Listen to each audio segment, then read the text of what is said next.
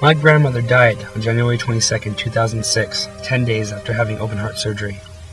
Although I inherited everything, it really wasn't much. Among the things in storage was a small, worn tin box. Inside this little box was a slice of my grandmother's life. It seemed that the loss I was feeling from the death of my grandmother was just a sliver of what she herself had experienced in the 1940s. My grandmother, born Mary Grace Harrigan, grew up in Rockland County, New York. Her father, who idolized her, died when she was only 3. Grace was the youngest of 5. Her only brother, Gerard, was just a few years older than her, and they were very close. Her family owned a lot of property in Brooklyn, but when the Depression hit, most tenants could not pay their rent, and after her father died, it went from bad to worse. Her mother found an old beat-up farm with a shack of a house.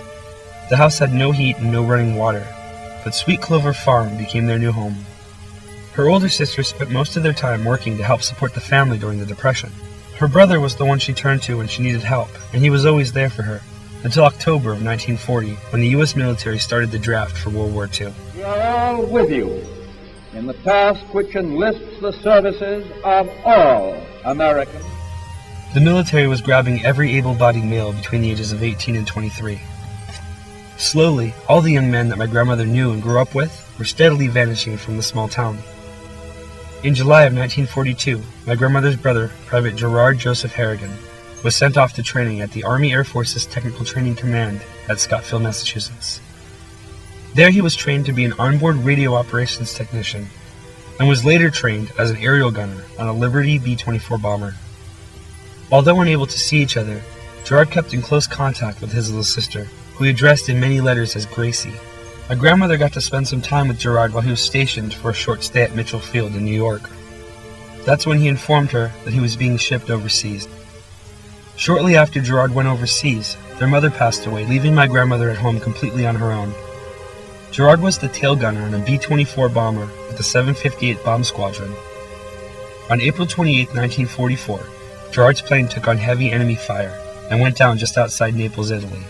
Instead of bailing out, Gerard chose to stay on board and put parachutes on the injured to get them out of the plane. Instead of her brother coming home to her, she was given his Purple Heart Medal. Every day in the local paper, more and more names of young men my grandmother knew were being listed as fatalities. Not long after her brother's death, my grandmother was notified that her fiancé, Charlie Muller, who was part of the 7th Armored Division, was killed in action in France on August 14, 1944. Now being so alone, she vowed she would marry the first man she knew to come home. My grandmother married my grandfather, Louis James Frederick, on February 5, 1945. In late November of 1948, almost 7 years after Gerard's death, her brother's body was returned to the United States from Italy. What was left of the family, including my grandmother, gave him a proper burial. On Arbor Day, in May of 1954, Gerard's heroism was remembered by the small town of Havasu, New York, where my grandmother and he had grown up.